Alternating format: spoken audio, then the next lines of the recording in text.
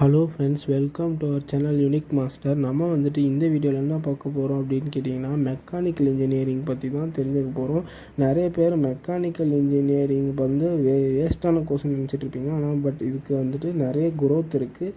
First நம்ம இந்த வீடியோவில் என்ன பார்க்க போகிறோம் அப்படின்னு கேட்டிங்கன்னா, மெக்கானிக்கல் இன்ஜினியரிங்னால் என்ன, இதில் என்னென்ன சப்ஜெக்ட்ஸ் இருக்குது, அதெல்லாம் பற்றி இந்த வீடியோவில் நம்ம ரொம்ப கிறிஸ்டல் கிளியராக பார்த்துடலாம். அதுக்கு முன்னாடி நம்ம சேனலில் யாராவது சப்ஸ்கிரைப் பண்ணாமல் இருந்தீங்கன்னா ஒரு சப்ஸ்கிரைப் பண்ணிட்டு ஒரு லைக் மட்டும் போட்டு வந்துடுங்க. இப்போது ஏஐ தான் ஃப்யூச்சர் கோர்ஸ்ன்றாங்க. நீங்கள் என்ன ப்ரோ மெக்கானிக்கல்ராக சொல்கிறீங்க, ஏஐ தான் இப்போது ஃப்யூச்சரு, ஏஐ தான் எல்லாம் படிக்க சொல்கிறாங்க அப்படின்றீங்கன்னா, ஏஐ கிடைச்சா படிங்க, நல்லது தான். ஆனால் அது கிடைக்காத பட்சத்தில் மெக்கானிக்கலும் எடுத்து படிக்கலாம். மெக்கானிக்கலுக்கு வந்துட்டு 7% க்ரோத் இருக்குது. இதுக்கு ஒரு சர்டைன் ஸ்கில்ஸும் இருக்குது. ஏஐ தான்றது எல்லாமே தவிர மற்ற கோர்ஸுக்கும் இடம் இருக்குது. ஸோ அதையும் நீங்கள் மைண்டில் வச்சுக்கணும். மற்ற கோர்ஸும் இருக்குன்றது மாதிரி நீங்கள் மைண்டில் வச்சுக்கணும். எல்லாத்துக்கும் ஏஐயே பார்த்துட்டு உட்காந்துருக்கக்கூடாது.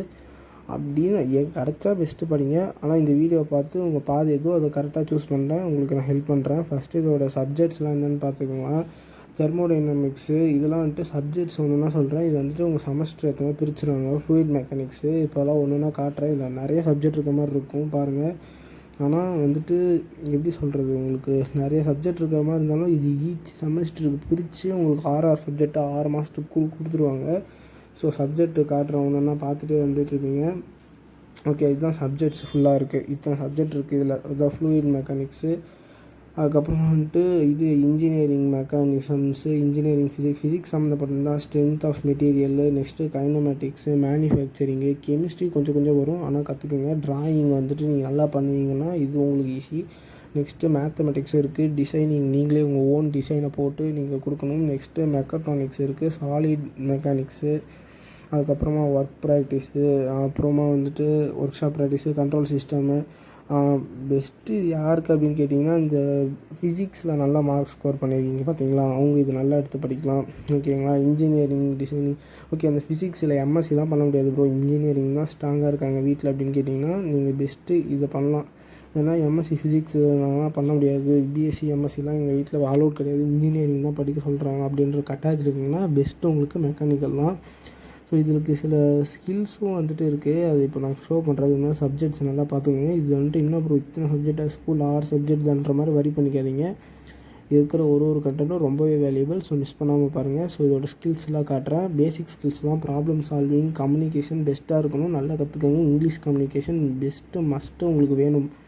ஓகேங்களா. இங்கிலீஷ் நீங்கள் ஃப்ளூயண்ட்டாக பேசுனீங்கன்னா தான். அதுக்குன்னு எகத்தாளமாக தம்பாக்கெல்லாம் பேசுகிறாதீங்க, பணிவாக பேசுங்க, கரெக்டாக பேசுங்க. ஓகேங்களா.